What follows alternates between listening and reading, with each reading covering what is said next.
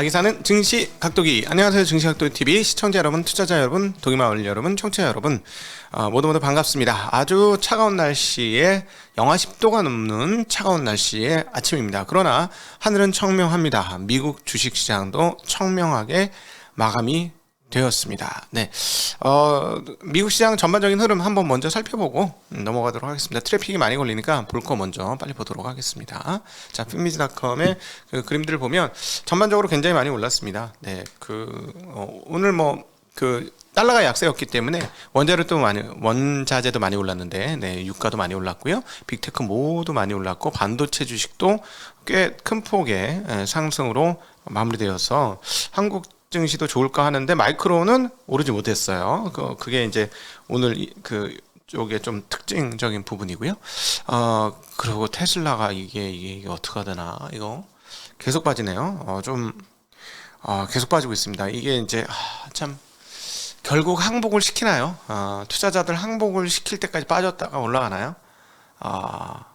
네, 어쨌든 테슬라를 사고 싶으셨던 분들은 이제 잘 지켜보시면 이제부터는 괜찮은 가격대로 진입을 하기 시작한다. 진짜 좋은 가격대, 진짜 좋은 가격대. 사실 150달러 이하면 땡큐 이런 생각이 들었는데 오네요. 이 가격이 오네. 자, 그러니까 주식이라는 게 항상 이렇더라고요. 자, 오늘 그 바이오 주식들은 등락이 컸습니다. 이렇게 모더나 같은 경우는 굉장히 폭등을 했고요. 반면에 이제 기존의 헬스케어는 좀 약세를 보여주는, 그러니까 방어주들은 오늘 좀 약세인 그런 흐름들을 보여줬습니다. 네, 그리고 심리도 한번 살펴보도록 하죠. 네, 심리도도 역시 다시 올라갔습니다. 많이 올라갔으니까요. 자, VIX 지표 한번 볼까요? 네, VIX 지표 한번 보도록 하겠습니다.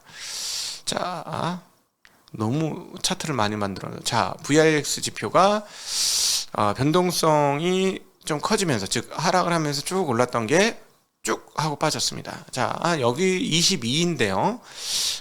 만약에 이게 다시 20선 또는 그 아래로 떨어진다면 시장은 언제든지 또 밑으로 빠질 수 있다라는 생각을 좀 하실 필요가 있겠습니다. 네, 대비를 하자는 거죠. 좋을 때 나쁜 것을 대비하자.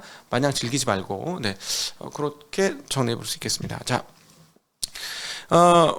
오늘장 한마디. 그래도 금리와 인플레 모두 높은 수준이야.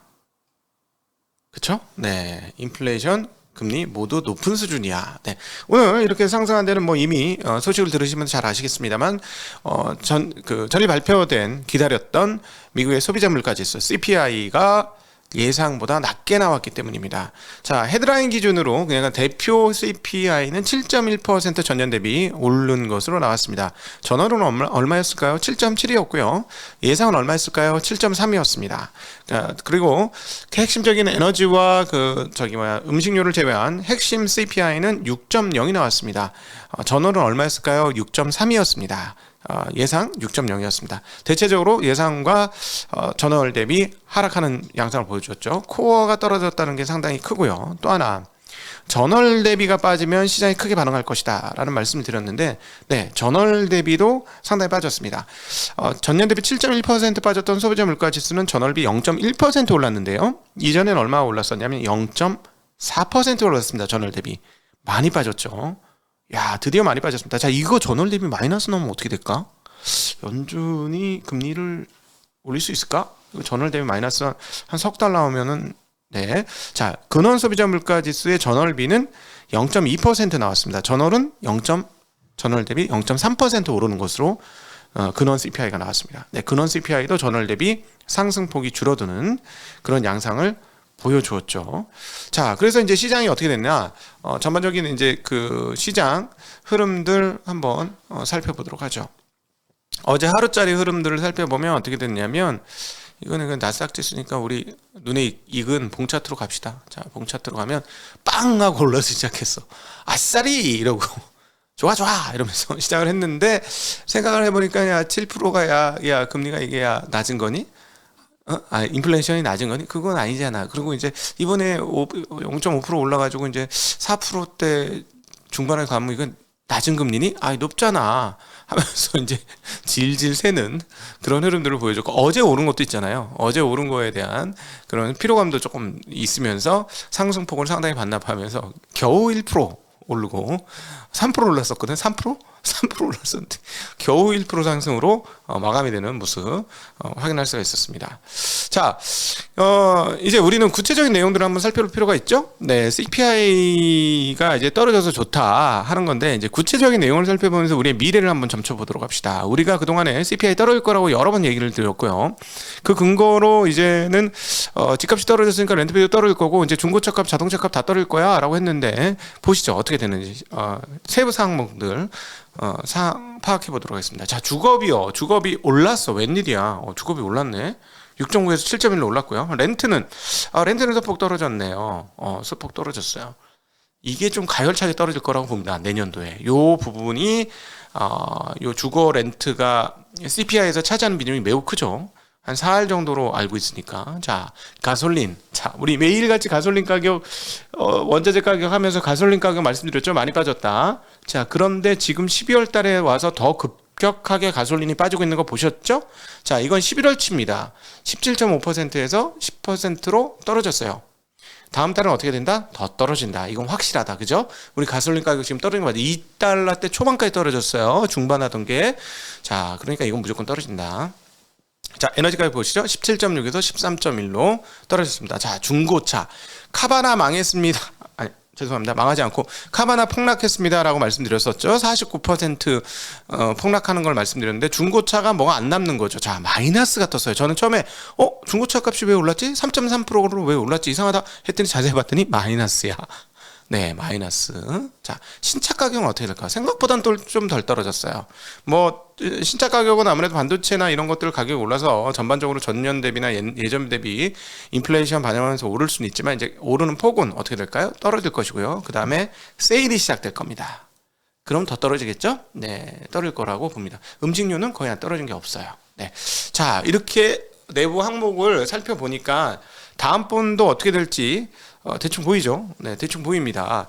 자, 이렇게 되니까 어떻게 됐냐면, 금리들이 난리가 났어요. 우리 일단 채권 동향을 한번 살펴보고, 채권 시장 흐름들 살펴보고 한번 가보았으면 좋겠는데요. 네. 네. 채권 10년물짜리 흐름을 한번 보면 좋겠는데, 자, 10년물 보시면 10bp나 떨어졌습니다. 10bp나 떨어졌고요. 자, 2년물 미쳤어요. 2년물이 16bp나 떨어졌어요. 엄청나게 떨어졌죠. 3개월은 3개월은 올랐어. 왜? 내일이 FOMC 회의잖아. 반영해야죠. FOMC 회의를 반영해야 되니까 중간값까지 간 겁니다. 4.25에서 4.5잖아요. 미국 금리가. 내일이면 4.25에서 4.5가 되는 거잖아요. 그러니까 그 중간값인 4.36까지 간 것이다 라고 보시면 되겠고요. 자, 이러니 어떤 일이 벌어졌어요? 2년물, 3개월물 금리 역전된 거 보세요. 최근에 역대 최고치예요.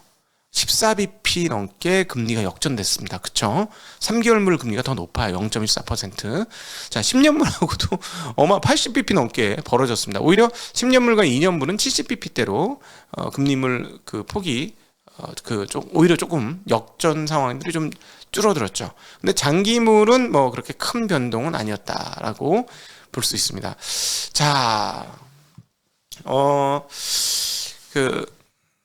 혹시 10년물 흐름은 10년물은 그 CPI 발표하고 빵 하고 떨어진 다음에 슬슬 오르면서 시작했어요. 슬슬 오르면서 시작했고, 자, 금리가 이렇게 떨어지니까 달러 가치 어떻게 됐을까요? 달러 가치 많이 떨어졌습니다.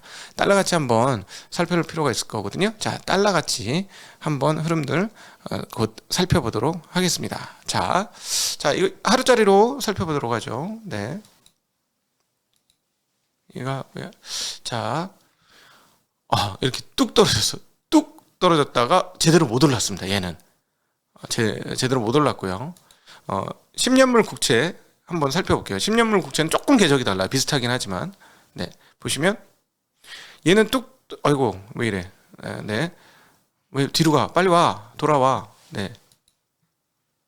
자, 보시면 뚝 떨어졌다가 많이 올랐어요. 슬금슬금 많이 올라서 끝났죠. 왜냐하면 너무 금리를 많이 낮췄기 빠졌다는 거죠. 앞서 치맥 BP인데 이게 3.4까지 깨지는 흐름들까지 보여줬으니까 좀 이렇게 많이 되돌리면서 끝나는 모습이었습니다. 그러나 달러를 다시 한번 보면 달러 보시면 네, 달러는 빠진 다음에 못 올라왔어요.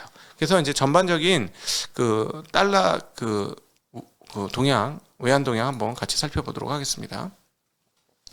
자, 105에서 104로 1이나 지수가 떨어졌고요. 자, 유로 달러도 받긴 받았는데 유로 달러보다 아시아 통화들을 굉장히 많이 받았습니다. 이 달러 약세를. 엔화는 무려 2엔이나 거의 1.5% 넘게 강세를 보여준 거고요. 위안화도 6.99에서 6.96으로 꽤 많이. 원화는요 26원 강세. 아싸. 자 계속 말씀드렸죠. 자, 원화 강세가 한국 주식시장 강세 아주 필수적인 요건 중에 하나다라는 말씀드렸고, 근데 이제 원화 강세가 예전만큼 많이는 못 가겠다라고 생각하는데 뭐 NH에서는 1150원까지도 얘기하고 있습니다. 내년도 정말 1150원 온다면 저는 시장이 조금 더 랠리를 하는 게 당연히 맞지 않을까 하는 생각을 해보고 있습니다. 자, 이게 과연 어떻게 반영될지 확인을 해봐야 될 것 같고요. 자, 이렇게 통화가 약세가 되니까 원자재 가격들이 어떻게 됐습니까? 모두 원자재 가격들이 전반적으로 상승하는 흐름들을 보여주었습니다. 원자재 가격도 확인해 보도록 하겠습니다. 자, WTI가 73.5에서 75로, 브렌트는 78.3에서 80을 넘었고요. 자, 가솔린 가격도 올랐습니다. 2.08에서 2.16으로 많이 오르긴 했는데 이게 예전에 2.5 정도 근처까지 갔었던 거예요. 그러니까 앞서 말씀드렸듯이 가솔린도 많이 떨어졌으니 향후에 그런 이쪽 에너지 관련된 인플레이션은 더 떨어진다. 그래서 우리가 다음번 12월치가 반영되는 CPI는 더 떨어진다는 게 거의 확실해 보인다. 이게 많이 떨어진 걸 보니 그렇게 보여지고, 그 다음에 달러 약세가 반영되면서 금값이 반등했고 다시 1820달러로 1800달러대를 회복을 했고, 이게 저항선이 많은 자리인데요. 저항선 뚫기 시작했습니다. 그래서 달러 약세를 이번에 금이 받는지 여부 상당히 중요해 보이는데, 비트도 같이 올랐습니다. 비트도 꽤 많이 올라가면서 금과 지금 경합을 하고 있는 거죠. 디지털 금이냐 진짜 금이냐, 네, 이런 경합을 하고 있고, 구리도 많이 오르면서 원자재가 전반적으로 상승하는 모습 보여주었습니다. 네, 지금 앞서 기업들 흐름들 봤는데 테슬라가 조금 심하게 빠졌습니다. 그래서 2020년 11월 이후 처음으로 시가총액 5천억 달러 미만으로 떨어졌어요. 5천억 달러 미만으로 드디어 떨어졌는데, 자, 이번에 아마 판매 실적이 저조하게 나와야 될 것 같습니다. 이 주가를 보건데 판매가 저조하게 나와야 되는 게 이제 주가를 합리화하는 수준이고, 제가 테슬라 갖고 이렇게도 얘기하네 이제. 자, 그래서 만약에 4, 4분기 판매와 이런 재고량이 나쁘게 나올 경우, 우리 반도체 재고 늘을 때 반도체 주가 어떻게 되는지 보셨죠? 자, 그러면 어떻게 되느냐? 저는 자동차 전반은 안 좋다고 어제도 말씀드렸습니다만, 이 금리에선 자동차 전반이 안 좋습니다만, 그럼에도 불구하고 전기차의 성장세는 의심의 여지는 없습니다. 제가 보기에는. 그래서 여기서 가격이 더 떨어진다면 아주 노리셨던 분들한테는 한번 자리가 왔다라는 느낌이 많이 드는데, 항상 조심하는 게 뭐냐면 너무 일찍 사서 폐해였거든요. 저는 항상 너무 일찍 사가지고 나중에 후회하고 내가 왜 그랬을까, 그리고 한 6개월 허송세월 보내고, 이렇게 저의 이제 삶의 어떤 궤적이었어요. 루틴이야 이게. 사기만 하면 빠져. 이게 루틴이었는데 이런 루틴을 안 당하려고 굉장히 조심하고 있습니다. 저는 지금. 네. 자, 모더나가 맞춤형 메신저 mRNA 백신이 피부암 환자 대상으로 한 임상 실험에서 긍정적인 효과를 발휘했다고 나오면서 19% 상승했고요. 유나이티드 항공은 보잉의 드림라이너 787 여객기를 100대 이상 주문했다는 소식에 6% 하락했고, 얘만 빠진 게 아니고 델타 항공도 다른 항공주도 같이 빠졌습니다.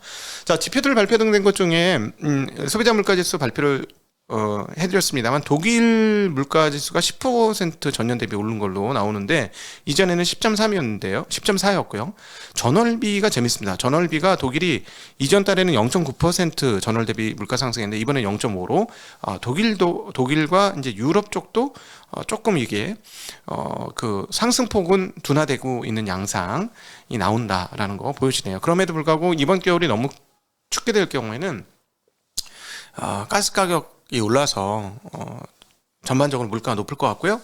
유럽에 다녀오신 분 어제 만나서 프랑스에 갔다 오신 분 얘기를 들었는데 냉방이 아니라 난방 온도 17도랍니다. 지금 난방 온도 17, 18도로 난방을 한답니다. 그 정도면요, 여러분. 어떻게 되냐면은 제가 사무실 그렇게 추운 데서 있어봤는데요. 아무것도 하기 싫어요. 몸이 다 얼어가지고 하고 동태가 돼. 그냥 살아있는 동태가 되는 상황으로 행동이 자꾸 이렇게 축소되거든요. 그러니까 그 정도로 지금 유럽이 어렵다라는 상황. 유럽이 참 어렵죠. 그런데 이제 이번에 FOMC도 금통위가 있습니다만, 금통위래다. 금리 결정 회의가 있습니다만, 영국도 있고 이쪽 유럽 그 중앙은행도 금통위래 금리 결정을 합니다. 이 금리 결정에서 미국보다 낮지 않은 금리를 보여줄 것이고 내년까지 올려야 될 금리도 그 유럽과 영국의 금리 인상해야 될 여지가 더 많은 것으로 모두가 예상을 하고 있고 뭐 당연히 들어올렸으니까 더 올려야 할 것입니다. 자, 그렇다면 우리는 여기서 무엇을 유추해 볼 수 있을까요? 달러화가 어떻게 될까요? 유로화 대비. 달러가 유로화 대비 약세를 갈 가능성이 크고 그래서 사실 24년에 허를 찌르는 상승이 나올 수도 있다라고 박지세익 대표께서 말씀을 하셨는데 그거가 가능하려면 달러의 약세가 기조적인 흐름들이 나온다면 가능성이 있죠. 예, 그럴 가능성도 열어둘 필요가 있지 않을까 하는 생각은 듭니다. 자, 레드북 판매 지수가 5.9% 나왔고 이전에는 5.7% 나왔습니다. 실질 임금이 전월비 0.2% 올랐고요. TIPP 정제 납관 지수는 기존의 40.4에서 42.9로 올랐습니다.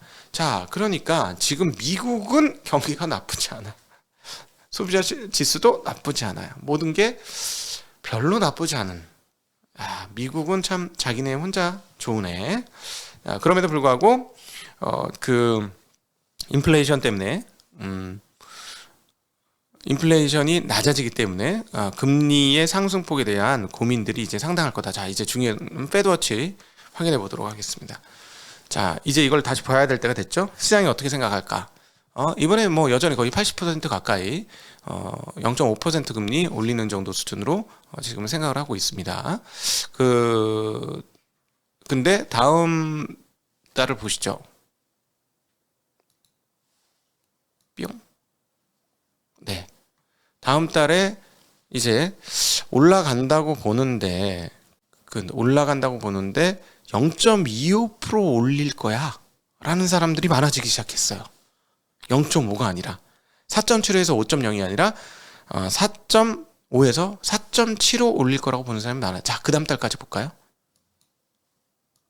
자, 그 다음 달 보시면 자, 그 다음 달까지 보셔도 5.0이 이제 거의 맥스치로 바뀌고 있는 거예요. 이거 3월치인데, 내년 3월 예상치인데요. 그러니까 내년 3월까지 해서 5%? 이번에 4.5 되고, 고점 기준으로 3월 달에 대해 5.0. 좀 더 가볼까요? 자, 좀 더 가보면 어떻게 되나요? 네. 요런 깜짝 놀랄 일인데, 저 내려왔어요. 이거 올라간 거 아니에요. 웃기지 않습니까? 이거 내려왔어요. 저 숫자가 잘못된 줄 알았어요. 이게 4.0이고 3.75 떨어진다고 보는 거예요. 지금 시장이. 여기까지 얘기를 하고 있습니다. 자, 그래서 제가 최근에 많이 말씀을 드렸습니다만은 최근 흐름에서 만약에 이번에 금리를 올리고 나면 추가적으로 더 금리를 올릴 수 있을까? 예, 추가적으로 더 금리를 올릴 수 있을까? 자, 생각해 보세요. 연준이 바보 같은 짓을 안 하려면 어떻게 해야 되냐면 금리를 미친 듯이 올린 다음에 이제 다 끝났어. 다음 달부터 내릴게. 하산이야. 이렇게 할 수 있을까요? 그럼 정말 바보 같은 행동이죠. 그렇게 할 수 없습니다. 그렇게 할 수 없어요. 버텨야 돼요. 그래서 우리의 선택이 잘못되지 않았다는 걸 보여줘야 되거든요. 막 올렸다가 5.5까지 올렸다가 다음 달부터 내릴게. 걱정하지 마. 다음 달부터 내려. 이러면은 정말 개욕 먹죠. 욕 먹어요. 온갖 비난, 파월 끄집어 내려라 막 난리 날걸요. 그렇게 못하겠죠. 자, 그렇다면 어떻게 해야 할까요? 저는 연준의 행동이 이제 제약받기 시작하는 상황에 돌입했다라고 생각을 합니다. 자, 여기에서 구매관리자 지수나 이런 것까지 꺾이는 흐름들이 나온다면 확실하게 제약이 되고요. 걔네들이 이제 높게 나오게 된다면 시장은 또다시 놀라겠죠. 금리 올리겠네. 예, 이런 생각을 하는데 암만 해도 정책의 안정성을 생각을 한다면 이번에 4.5%까지 올리고 다음번에 4.75까지 올리면 쉽지 않을 거다. 제 생각에는. 각도기 그 TV의 의견은 그겁니다. 한 번 더 올리고 나면, 이번에 올리고 한 번 더 정도 더 올리고 나면 그땐 좀 지켜봐야 되는 상황이 올 것이다 라고 생각이 되어지네요. 유가만 오르지 않는다는 전제 하에서 말이죠. 유가가 다시 폭등한다면 게임은 완전히 또 달라지니까요. 유가가 이 상태로 안정적으로 지쳐 있다면 아마도 4.75%에서 5 올리는 게 굉장히 힘겹게 되지 않을까 하는 생각이 듭니다. 자, 그러면 거기에 대해서 시장이 어떤 반응을 할 것이냐가 상당히 중요한데요. 그래서 오늘 딱 한마디를 다시 한번 얘기해 보고 싶습니다. 그래도 금리와 인플레 모두 높은 수준이다. 시장은 이것을 꼭 염두에 두고 자기 갈 길을 가야 한다라는 말씀을 드리고 싶네요. 네, 감사합니다. 안녕.